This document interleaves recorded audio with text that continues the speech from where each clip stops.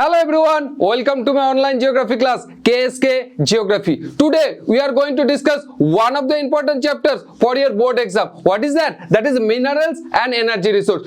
For this year, this chapter is very important. Why? Because MCQ questions are there. So you can't neglect this chapter because otherwise you will lose those MCQ marks, right? So basically today in this class we will discuss about this chapter for MCQ point of view because there are so many things to cram, right? So I'll give you some easy tricks. By applying those tricks you can remember those MCQ answer easily. But I'm quite sure after recapping this chapter you will be tempted to go for this question answer for 10 marks. So let's start here. First of all you need to focus what are the portion you need to study because lot of portion has been deducted for 2023 exam, right? So focus here. So what are the things you need to study? That is the iron ore, manganese and copper. Iron ore, manganese and copper. These are the part you need to study only. Uses and their distribution, right? And then conventional sources. That is the coal, petroleum and natural gas. Like distribution, advantage and disadvantage you need to focus. Then the hydel power, right? Hydel power plant. There are so many hydel power plants that is mentioned in your textbook. But for your exam, you need to focus on two only. What are those? First one is the Bhakranangal Dam, and another one that is the Hirakud Dam, right? You need to focus on those part only. Next, non-conventional sources. Non-conventional sources, you need to focus on solar, wind, nuclear and biogas. Solar, wind, nuclear and biogas, their location and the advantages only you need to study. Now, next, here you need to focus. What are the things you don't need to study at all for 2023 that has been deducted from your syllabus? What are those? That is the bauxite. You don't need to study at all. Bauxite portion you don't need to study, and from the non-conventional sources the two things you don't need to study, that is the tidal and geothermal. That is the tidal and geothermal energy you don't need to study, right? So let's go to the topic now one by one, where you need to focus and how you have to study those things. So now let's first of all you need to focus on what is mineral, and here if you know the definition of mineral, you can give the characteristics of mineral very easily. So here you can see what is the definition of minerals, the key terms, right? Here you can see naturally occurring, that is the one key important key terms, naturally occurring. Next, another important key terms, organic as well as inorganic, right? Organic as well as inorganic. These are the key terms you need to use for your definition. Now, what are the characteristics of minerals? What are the properties of minerals? As I said, from the definition only you will get the characteristics of minerals. What are those? Naturally occurring, solid, inorganic, uneven distribution and crystalline structure and same chemical composition. Minerals having the definite chemical composition. That is very important terms used for the definition. Now here, types of minerals. Minerals generally divided into three types. You have studied about all those minerals characteristics and the division in the chemistry also, right? So this classification, what are those? Minerals generally divided into three types: metallic, non-metallic and energy minerals. Now metallic further divided into two types. What? Ferrous and non-ferrous. Ferrous means what? There will be iron content. So obviously those minerals, it will be attracted by the magnet. Example, iron, nickel. Then non-ferrous, it means those metallic minerals, it will be not attracted by the magnet. Example,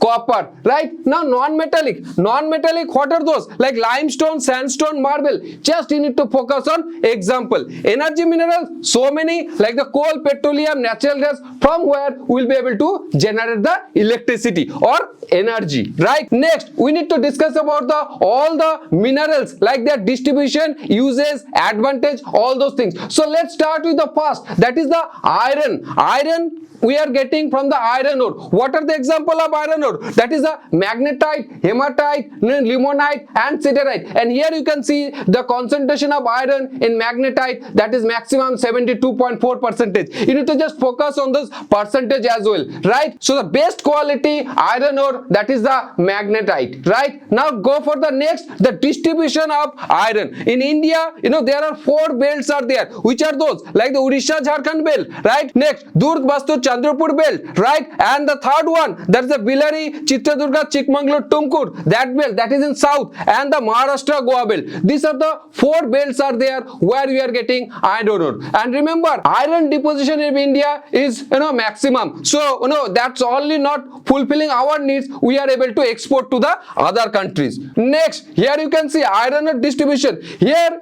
if you want, pause the video here and take screenshot, right? Mainly you need to know about each state and at least two minefields name you need to remember from here. I'm not going to read it out. If you want, pause the video here, take screenshot, that it will help you, for the MCQ purpose. Otherwise, you can find the details in the description link. So from there, you can get the details easily, right? So those are the distribution. What I said, you need to just focus on the each state. Every state, you need to remember at least 2 minefields name. That it will help you. Next, uses of iron. You can see in our day-to-day life, from morning to night, everywhere there is a use of iron. From pin to aeroplane, there is a use of iron, right? So, it's required in agriculture sectors, it's required in industry sectors, it's required in transport sectors. Everywhere there is a use of iron. Now next, manganese distribution. Remember one thing, very easy tricks to remember. If you will see where the iron ore distributions are there, right? The 4 belts I said, you will see that manganese distribution also, it will be there, near about in same place. Just you need to focus on, as I said, same, state-wise, that minefields. At least 2 minefields you need to remember from here, right? So that it will serve the purpose. But what I guess from manganese, maximum time question it will be given for the uses. So what are the uses of manganese, right? That you need to focus here. Essential for iron and steel production. Why? Manganese is required for making steel, which makes the iron rust free. For that purpose it is very much useful. Other than that, it is very much useful for cell, for making cell, dry cell, right? And for those purpose also it is very much useful. And the last point here you can see, for making fertilizer, bricks, paint, and the water purifier. For those purpose, manganese is very, very useful. Just focus the uses of manganese. There is a high chances for coming this question in the board exam, right? Now let's go for the another important minerals, that is the copper. Remember, copper is non-ferrous. It will be not attracted by the magnet, but copper is very, very useful for electronic industry, right? So here you can see the distribution of copper. Mainly maximum distribution it will be there in the Rajasthan, 48%, and then you can see Jharkhand 16%, Madhya Pradesh 29%, and other states are less. So mainly we are getting in 3 states. What are those? There you can see the Jharkhand, Madhya Pradesh, and Rajasthan. Jharkhand, Madhya Pradesh, and Rajasthan. Now next, you need to know about the distribution, that is the minefields according to the state's name. So in Madhya Pradesh, which are the minefields are there? Rajasthan, which are the minefields are there? And Jharkhand, which are the minefields are there? At least 2 you need to remember from there, right? Now next, go for the uses. As I said, copper maximum use in the electronic industry, 34% here you can see. Other than that, it also used in transport. Nowadays, we are making that utensils, not nowadays, before also we use utensils that made up with copper. So there is a use of coppers everywhere, right? Now next, here you need to discuss about the energy minerals. So first energy minerals, that is the conventional energy minerals that has been given, that is coal. Here you can see the coal divided into different types, that is as per the carbon content. Where the carbon content is there more, it can produce huge amount of heat and energy. So you consider those coal the best quality coal. So here you can see the 4 types of coals are there, that is the anthracite, bituminous. Further bituminous divided into 2, but in general you remember there is a 4 types of coal, that is anthracite, bituminous, lignite, and peat. Anthracite, it will be the the best quality coal where carbon content it will be there 85 to 95 percentage, and peat there will be carbon content near about 40 percentage. And as the time passes, the concentration of carbon become more, right? So where we are getting the anthracite coal, it means the formation has been started long back, right? So now here you can see the coal fields distribution in India. In India, we are getting two types of coal, that is as per the age. What are those? Like Gondwana age coal and Tertiary age coal. And how the division has been done, that is as per the formation of Himalayan mountain. The coal formation has been done before the formation of Himalayan mountain, that is called Gondwana age coal or Gondwana coal fields, that mainly in the southern part of India. In Deccan Plateau area, we are getting such type of coal where carbon contents it is much more. Where other types of coal, that is after the formation of Himalaya, we are getting those type of coals. Those coal formed after the formation of Himalaya. That is which side? Northeastern state. So there we are getting the coal that is called Tertiary age coal. So here obviously Gondwana age coal is better than the Tertiary age coal because the carbon content in Gondwana age coal it will be more. Now here we need to discuss about again the coal fields in India. Coal fields in India, as I said, as per the state's name, you need to remember to at least two mine fields. At least two mine fields. Don't worry, you can follow the description link and where I'll upload these things so you can get those information in details, right? So next, there is other two, state's name as well as the coal mine fields has been mentioned. So you need to just focus, especially, that is very, very important for your MCQ question. Next, the uses of coal. Obviously, coal is used to generate heat and energy, right? So electricity generation, 68% coal has been used. Other than that, it is required for industry sectors, it is required for transportation sectors also, that is the main uses of coal. And from the coal, we are getting so many byproducts also, right? So that there are many more uses of coal. That's why it is called black gold, right? Next, the petroleum. Petroleum, that is the energy minerals that is there in the semi-liquid form. That petroleum, the crude oil, that is there in semi-liquid form. And what is that? That is the hydrocarbon, hydrocarbon elements. Hydrocarbon elements, right? There is a combination of hydrogen and carbons. That is the hydrocarbon elements, right? Now, how the petroleum form, that you all know, right? So we are not going to discuss those things in details here, right? You all know how the petroleum form, right? And here you have to focus the petroleum field in India. You can see the petroleum field in India, that is option oil field, that is mainly that Mumbai High, right? Mumbai High. And there we are getting maximum crude oil, and then we are getting in Rajasthan side, that is the Kolal and the Ankleshwar. Those are the place. And the Gujarat, that is the Gujarat Kambe Basin area, we are also getting petroleum. And then Assam, that is Zigboy, Naharkatia. Here you can see, there also we are getting the coal. And other state also we are getting, but mainly these are the four places. Option oil field, as I said, Mumbai High, Rajasthan, Gujarat and Assam. Those are the place we are getting the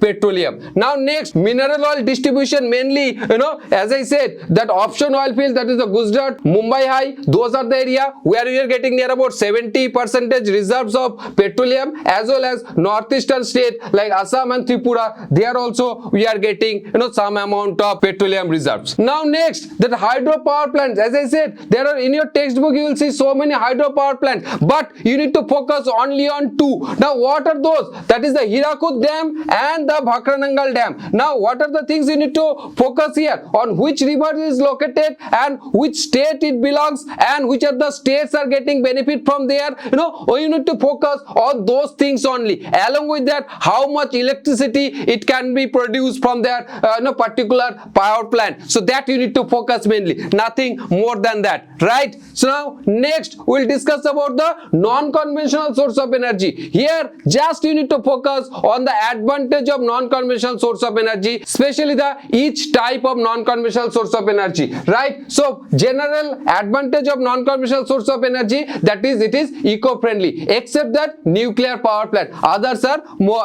much more eco-friendly. That you need to focus on that. So first you can see the solar energy, right? What what are the advantage of solar energy, especially in India. The much more advantage are there because we belongs to the tropical area, so no number of sunny days are much more, so those are the advantage. Eco-friendly, as I said, those are the common features, and which are the states they are using much more, that all those things we'll discuss in the last slide. Here you just see some benefits has been mentioned on your screen. You just note it down, and that will also help you to answer those questions, right? As I said, eco-friendly, economical. Why? Because these don't require raw materials, right? Now because the solar energy is the flowing resource, how much you require you can use it. If you will not use, does not matter, there will be no shortage, right? And so those are the economical, renewable, clean source of energy, zero carbon emission, as I said, eco-friendly, and low maintenance cost. Those are the few advantage. Just you need to focus on those advantage. Next one, here you can say wind energy. Now how the wind energy work, that you all know, right? Popular it will be there, where the wind blow it will be there in high speed. So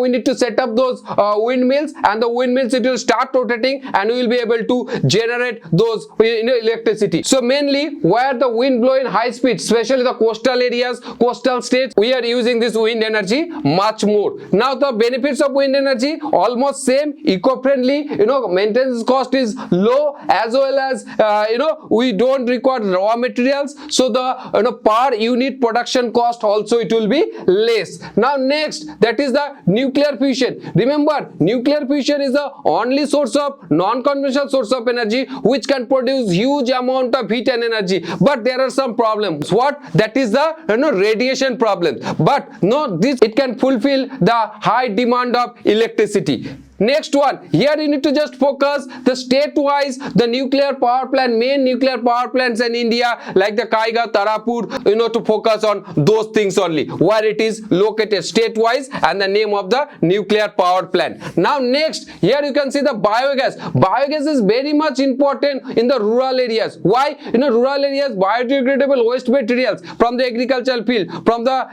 domestic uses, this is much more. So where those biodegradable waste materials, we can use it for generating electricity, right, or generating power. So that is much more useful for the rural areas. Now here you can see the few advantages of biogas. Now what are those advantages? Like first of all, those waste materials, it can be reduced. The volume of waste materials we can reduce, as well as from there we will be able to get the manure, which will be helpful for the agricultural activity, as well as at the same time it can fulfill the demand of power or the energy, right, for cooking especially, right? Now here this most important part from this chapter, that for MCQ question is very important, right? Those are very authentic data. Don't follow the internet or your textbook. You can trust this data completely, and you have to answer this question as per this data for your 2023 exam, right? What are those? The largest producers of iron ore, that is Odisha. Just note it down. Largest producer of iron ore,